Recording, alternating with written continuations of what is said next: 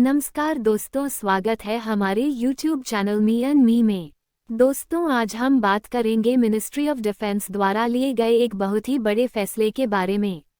सरकार ने आत्मनिर्भरता को बढ़ावा देने और देश में रोजगार का अवसर बढ़ाने के लिए भारत ने 928 रक्षा वस्तुओं के आयात पर प्रतिबंध लगाया। पिछले 2 वर्षों में ministry of defence of India ने ये चौथी सकारात्मक स्वदेशीकरण सूची है। भारत ने 928 सैन्य वस्तुओं की एक नई सूची की घोषणा की है, जिसमें दिसंबर 2023 और दिसंबर 2029 के बीच रक्षा निर्माण क्षेत्र में आत्मनिर्भरता के लिए अपने नवीनतम प्रयास कर रही है। इसमें लड़ाकू विमानों, प्रशिक्षक विमानों, युद्धपोतों में उपयोग की जाने वाली वस्तुओं को शामिल किया गया है और यह रक्षा सार्वजनिक क्षेत्र के उपक्रमों DPSU द्वारा उपयोग किए जाने वाले सार्वजनिक रूप से महत्वपूर्ण घटकों की चौथी सकारात्मक स्वदेशीकरण सूची है।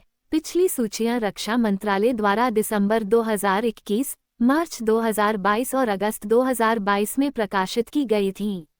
रक्षा मंत्रालय ने कि हम जिस लिस्ट को जारी किए हैं उसमें आवश्यक रक्षा सामग्री की कुल लागत 715 करोड़ रुपए है और हम चाहते हैं कि आत्मनिर्भर भारत के तहत ही यह सारे सामान हमारे देश में ही बने, इसलिए हम इन्हें अब दूसरे देशों से इंपोर्ट नहीं करेंगे। अधिकारियों ने कहा कि ये सामान निर्धारित समय सीमा के बाद ही भारतीय उद्योग से खरीदे जाएंगे।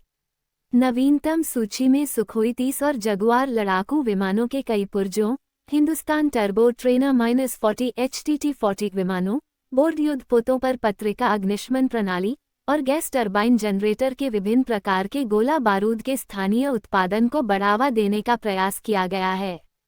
पिछली सूचियों में घटकों और उप प्रणालियों में फाइटर जेट्स, डोनियर 228 विमानों, पनडुब्बियों के लिए कई प्रणालियां, T-90 और अर्जुन टैंकों के लिए उपकरण, BMP द्वितीय पैदल सेना के लड़ाकू वाहन, युद्धपोत और पनडुब्बियां और एंटी विरोधी टैंक मिसाइलें शामिल है।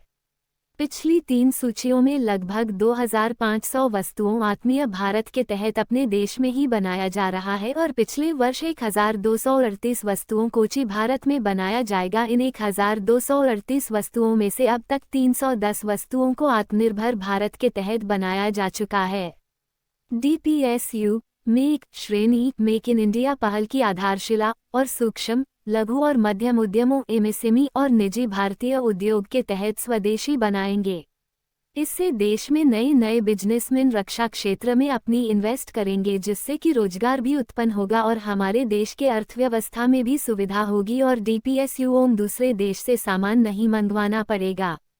किससे हमारे देश को फायदा होगा? जो हम पैसा डॉलर दूसरे देश को देते हैं अपने रक्षा सामग्री कितने में, वो अब हमारे देश में ही बनेगा। भारत ने आयात प्रतिबंधों के माध्यम से स्वदेशीकरण के लिए तो रास्ते अपना लिए हैं, जिसमें पहला तो कोई भी बड़े बड़े लड़ाकू विमान, तोफपानी जहाज और हथियार तो खरीदना बंद कर ही रहा है। दूसरा, अब वो हथियारों में यूज होने वाले छोटे मोटे पाट पुर्जे भी अब खुद ही बनाएगा। साथियों, हमारे देश की रक्षा बजट पिछले 3 वर्षों में 84,598 करोड़ रुपए, 70,221 करोड़ रुपए और 51,000 करोड़ रुपए की तुलना में इस वर्ष के रक्षा बजट में घरेलू खरीद के लिए लगभग 1 लाख रुपए करोड़ अलग रखा गया था। 2013-17 और 2018-22 के बीच भारत का हथियार आयात 11% गिर गया, लेकिन अभी भी भारत सबसे ज्यादा हथियार इंपोर्ट करता है।